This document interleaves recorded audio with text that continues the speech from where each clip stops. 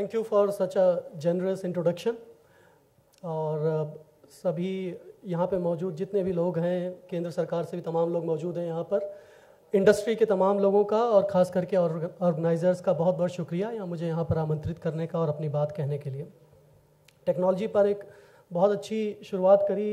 शुरुआत में जो एडिशनल सेक्रेटरी और साइबर सिक्योरिटी एक्सपर्ट थे, उन्होंने टेक्नोलॉजी के नुकसान और फ़ायदे सभी गिना दिए और ये भी उन्होंने एक तरह से मैसेज दिया कि अगर जब तक टेक्नोलॉजी आपके हाथ में है और आप टेक्नोलॉजी को चला रहे हैं तब तक तो चीज़ें नियंत्रण में रहती हैं, लेकिन अगर टेक्नोलॉजी आपको चलाने लगेगी तो दिक्कत होती है, और वो चाहे घर पर हो और चाहे ऑफिस में हो और चाहे वो सरकार की नीतियों में हो।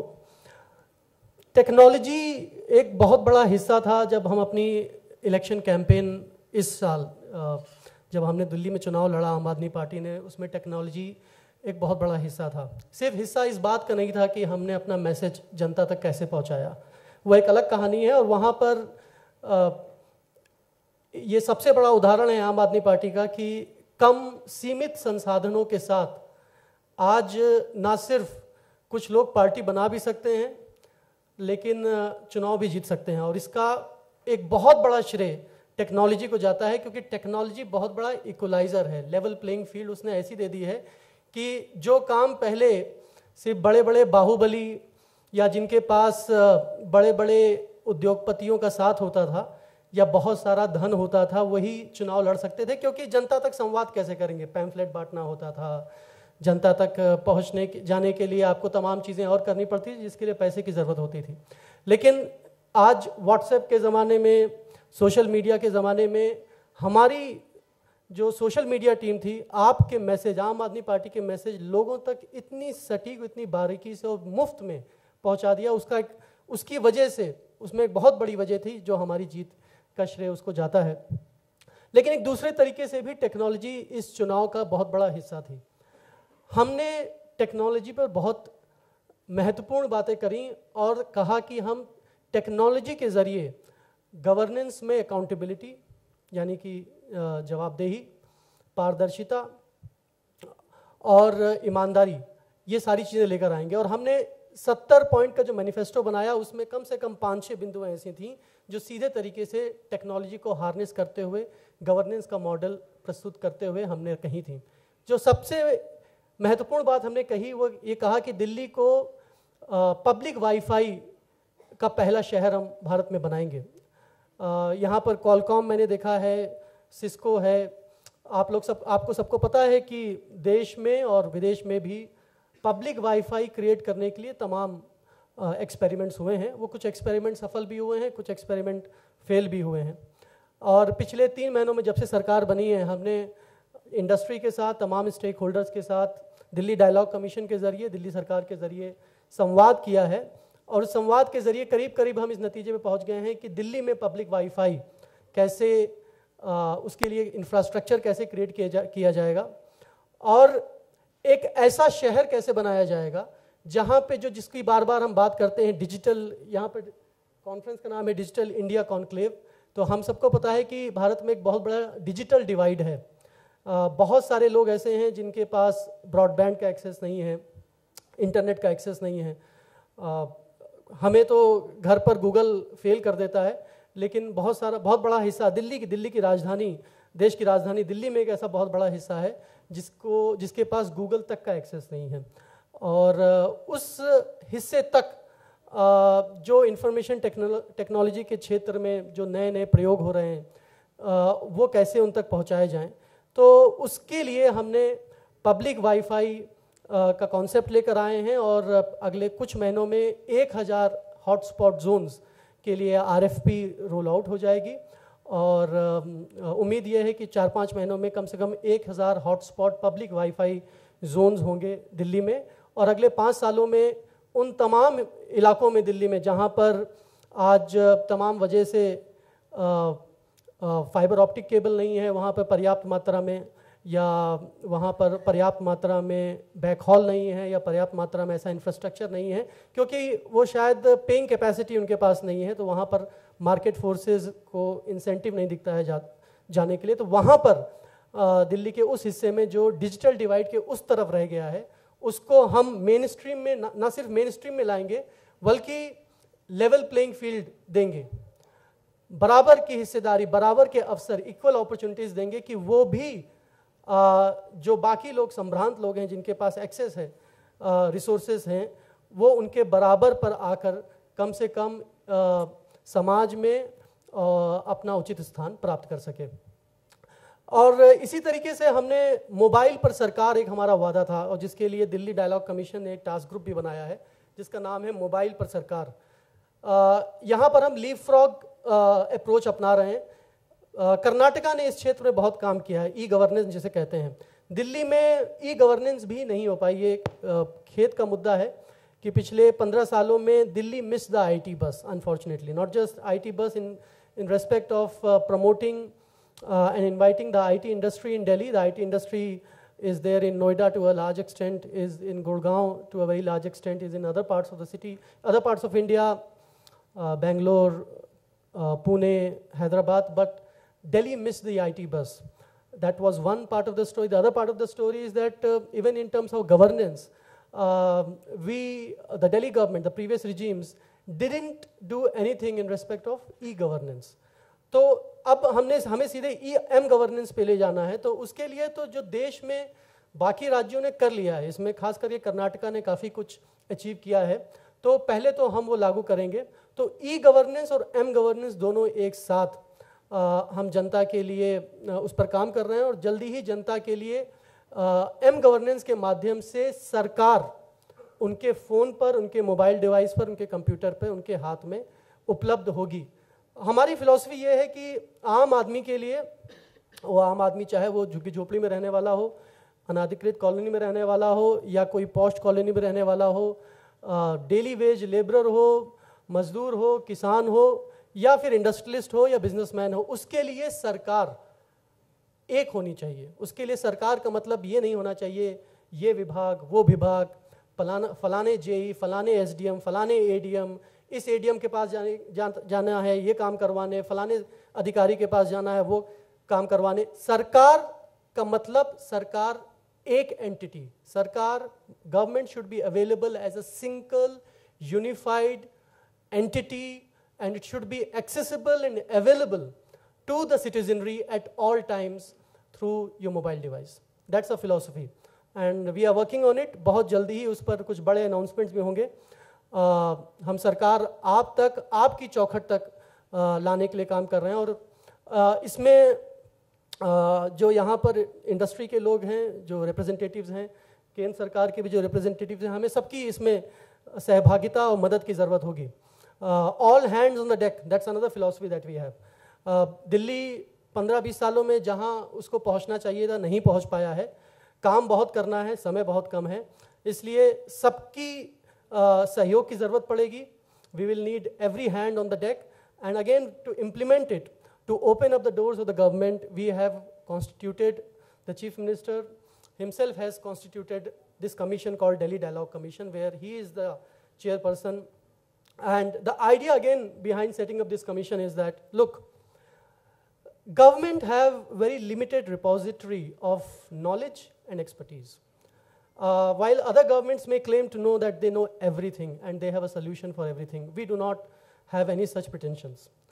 We know that with the existing bureaucracy, with the existing system, there are serious limitations within the government in terms of knowledge, in terms of domain expertise, and in terms of exposure to what is happening nationally and internationally. And if you really want to make India an advanced country, and if you really want to make Delhi a livable, prosperous, modern city, then you need to not just open up the doors of the government in terms of accessibility, you also need to invite the common man, everybody, to become a participant, a stakeholder in the model of governance, in areas of governance. So again, behind every task group, we have identified 21 key sectors, key areas where we are working. Mobile governance, Wi-Fi and CCTV are two such task groups. We have been holding consultations with everybody. And the idea is to borrow the best practices. Whatever we can can be easily implemented in the specific context of Delhi. We are open to those suggestions. So the mantra is to identify the best practices from around the world. It could be from the corporate world, it could be from a left-leaning government in some part of the country, it could be a right-leaning government in some part of the country, it could be an NGO, it could be civil society, it could be any industry operating in the country or outside. We don't care. The color of the cat doesn't matter as long as it catches the mice. The focus is on outcomes and solutions. We want a government which is oriented towards outcomes and solutions. अगर दिल्ली में sewer की problem solve हो सकती है किसी एक technology से, और वो टेक्नोलॉजी भले ही नेदरलैंड से आई हो, किसी स्कैंडिनेवियन कंट्री से आई हो, तो हम उसको अपनाने के लिए तैयार हैं. तो फॉर इंस्टेंस आधा दिल्ली सीवर्ड है, आज आधे दिल्ली में सीवर कनेक्शन नहीं है, आधा दिल्ली ऐसा है जहाँ पर पीने का पानी ठीक तरीके से मुहैया नहीं है, साफ़ पानी मुहैया नहीं है. उसके लिए हमने 20 पायलट प्रोजेक्ट्स रोल आउट किए हैं डिसेंट्रलाइज्ड, और वो पायलट प्रोजेक्ट्स 20 सभी अलग अलग टेक्नोलॉजी का इस्तेमाल करते हुए वाटर ट्रीटमेंट करेंगे और सीवर मैनेजमेंट करेंगे. वो 1 महीने के अंदर सारे 20 project pilot projects roll out होंगे अलग अलग टेक्नोलॉजी. अब उसमें यह देखना है कि उसमें से सबसे ज़्यादा सक्सेसफुल कौन सा पायलट प्रोजेक्ट होता है, और उस पायलट प्रोजेक्ट जो भी उसमें 5, 6, 7 जो उसमें मॉडल सबसे ज़्यादा सक्सेसफुल होते हैं, फिर उसको पूरी दिल्ली में हम उसको इम्प्लीमेंट करेंगे. गवर्नमेंट का एक नज़रिया था, एक मॉडल, कि कुछ लोग बंद कमरे में एक पॉलिसी बनाते थे और एक स्ट्रेट फॉर्मूला, एक यूनिफाइड टॉप डाउन अप्रोच रखते हुए एक फॉर्मूला बता दिया जाता था कि दिल्ली में या किसी भी देश के किसी भी हिस्से में ये पॉलिसी अपनाई जाएगी. वो मुझे लगता है कि अपने आप में एक बहुत बड़ा समस्या की जड़ थी. तमाम सेक्टर्स में हमारी सारी अप्रोच बॉटम अप है, चाहे वो पानी का क्षेत्र हो, चाहे वो नाली खड़ंजे का मामला हो, सीवर का मामला हो, शिक्षा का मामला हो, इवन इंडस्ट्रियल पॉलिसी का मामला हो. हम हर जगह जो प्लानिंग कर रहे हैं वो बॉटम अप करने की कोशिश कर रहे हैं. जैसे मैं सुभाष खंडेलवाल जी हमारे ट्रेड विंग के हैं, यहाँ पर मौजूद हैं, उनके साथ मैं ओखा इंडस्ट्रियल एरिया में परसों गया था. उनकी बड़ी ही स्पेसिफिक प्रॉब्लम्स हैं. वो स्पेसिफिक प्रॉब्लम्स पिछले 10 सालों में जस की तस बनी हुई हैं. बहुत सीधी सादी प्रॉब्लम्स हैं, बहुत जेन्युइन डिमांड्स हैं, और वो डिमांड्स अगर उनको सुन लिया गया होता और उनकी समस्याएं दूर कर दी गई होती, तो ओखला इंडस्ट्रियल एरिया अपने आप में आप उसे देश के सामने शोकेस कर सकते थे कि ऐसे इंडस्ट्रियल एरिया बनाया जाता है, लेकिन वो नहीं हो पाया. अब उन्होंने एक इंडस्ट्रियल पॉलिसी मुझे दिखाई, 2010 की ये इंडस्ट्रियल पॉलिसी है दिल्ली सरकार की, इतनी मोटी इंडस्ट्रियल पॉलिसी थी. डॉक्यूमेंट बहुत अच्छा है. पॉलिसी में as long as policy making remains an art of good copywriting, it won't work. Policy making is not equivalent to copywriting. कि एक बहुत शानदार डॉक्यूमेंट लिख दिया, गूगल की उसमें मदद लगती है उस शानदार डॉक्यूमेंट को लिखने में, तमाम बड़े बड़े उसमें जो कैच फ्रेजेज हैं वो सब आपने लिख दिए, और आपने सोच लिया कि ये हमारा, फिर उसका एक मंत्री जी ने आके रिबन काटा और एक उसमें भाषणबाजी हुई, कहा कि ये देखिए इंडस्ट्रियल पॉलिसी बना दी हमने और सारी प्रॉब्लम सॉल्व हो गई. लेकिन नहीं होता है ऐसा. तो हर जगह हमारी ये कोशिश है कि जितनी क्षेत्र हो वहाँ पे सब जगह बॉटम अप प्लानिंग करें, और बॉटम अप प्लानिंग में जनता का सहयोग चाहिए, और जनता सहयोग करने के लिए तैयार है. समस्या ये थी कि हमारे हाथ में है या उसकी कमान हमारे हाथ में, जो भी है, लेकिन टेक्नोलॉजी जहाँ होती है वहाँ पर पारदर्शिता अपने आप आ जाती है. टेक्नोलॉजी अपने आप में बहुत बड़ा डिसइंफेक्टेंट है. वो आप टेक्नोलॉजी लेकर आएंगे तो वहाँ पे अपने आप जो है अकाउंटेबिलिटी भी आ जाती है, ट्रांसपेरेंसी भी आ जाती है. तो उसमें भी हम टेक्नोलॉजी लेकर आ रहे हैं. तमाम ऐसी चीज़ें थी. बड़े दिल्ली सरकार में आने के बाद एक तो हम लोग को एक it is also self discovery for us कि तमाम ऐसे विभाग में पता चले कि साल का बजट, तनख्वाह का बजट 4 करोड़ रुपए है, और जनता के लिए कोई काम नहीं करते थे. सिर्फ तनख्वाह में 4 करोड़ रुपए जा रहा है, और कोई कमीशन यहाँ बना है, कोई कमीशन वहाँ बना है, कुछ काम नहीं हो रहा है. लेकिन इसी तरह कुछ सरकार के बहुत सारी चीज़ें ऐसी भी थी जहाँ पर बहुत अच्छा काम हुआ, लेकिन कोई शोकेस नहीं किया गया. जैसे एक जियो स्पेशल डेटा पर एक कंपनी सरकार की, दिल्ली सरकार की, उन्होंने इतना शानदार काम किया है. पूरे दिल्ली की मैपिंग कर रखी है उन्होंने, 1-1 इंच ज़मीन की, सरकार की ज़मीन हो, कहाँ पर स्कूल है, कितनी बड़ी और ऊँची बाउंड्री है उसकी, सारी चीज़ें उनके पास उपलब्ध हैं. तो उन कंपनीज को भी, जो सरकार के तमाम अच्छे प्रयोग हुए हैं, उनको भी हम बढ़ावा दे रहे हैं. और directive principles of state policy, fundamental rights, इन तमाम चीज़ों की बात होती है और कहा जाता है कि ऐसा डेवलपमेंट का मॉडल हमें बनाना है कि जिससे अच्छे दिन आ जाएं, विकास हो जाए और भारत को मैन्युफैक्चरिंग का अड्डा बना दिया जाए, बना दिया जाए। उस समय भी मुझे लग रहा है कि कहीं ना कहीं टेक्नोलॉजी ने भारत को एक बहुत उचित स्थान, बड़ा स्थान दिलाया है। IT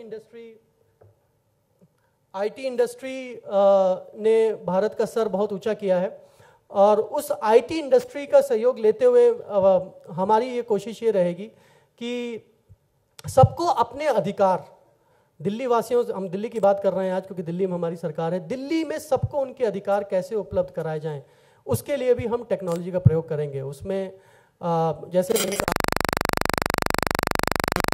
access to the government, right to have equal opportunities in every field, socio-economic field, right to have decent health facilities and quality education, इन सब में भी तकनीक एक बहुत बड़ा हमारा सहयोगी है और सरकार के भी बहुत सारे जो काम हो रहे हैं वो भी हम जनता तक सीधे मोबाइल फ़ोन के माध्यम से, टेक्नोलॉजी के माध्यम से, सोशल मीडिया के माध्यम से अपना काम भी जनता तक शोकेस करेंगे। क्योंकि एक अनफॉर्चुनेटली जो मास मीडिया है इस देश का, जिसका मैं हिस्सा भी रहा था 14-15 साल, मास मीडिया आज कहीं ना कहीं पब्लिक इंटरेस्ट की बजाय कहीं ना कहीं उसके कुछ और इंटरेस्ट हैं जो उसको गाइड करते हैं। एक बहुत बड़ा हिस्सा जो लेगेसी मीडिया का है, it's being driven and controlled by vested interest.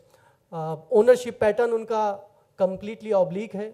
Ownership pattern उनका ऐसा है कि उनके सीधे पॉलिटिकल एलिजेंस हैं, कहीं ना कहीं वो सीधे कॉन्फ्लिक्ट ऑफ इंटरेस्ट है, कहीं कोयले की खदानें ले रहे हैं, साथ में अखबार भी छाप रहे हैं, कहीं गैस और तेल के कुएं ले रहे हैं, साथ में टीवी चैनल भी चला रहे हैं, कहीं एमपी का चुनाव भी लड़ रहे हैं, साथ में टीवी चैनल भी चला रहे हैं। तो ये सारी चीज़ें हैं, उसके लिए भी टेक्नोलॉजी, मुझे लगता है कि जैसे इलेक्शन के दौरान वैसे ही सरकार के काम को भी हम तकनीक के ज़रिए, टेक्नोलॉजी के ज़रिए जनता तक सीधे ले जाएंगे। आप सभी लोगों का बहुत बहुत शुक्रिया मेरी बात सुनने के लिए। और जैसे मैंने कहा कि आप सभी लोगों का सहयोग, कोऑपरेशन और दुआएं खास करके इस सरकार को ज़रूरत है। तो उम्मीद है कि आपका समर्थन भी मिलेगा और आपकी दुआएं भी मिलेंगी। बहुत बहुत शुक्रिया।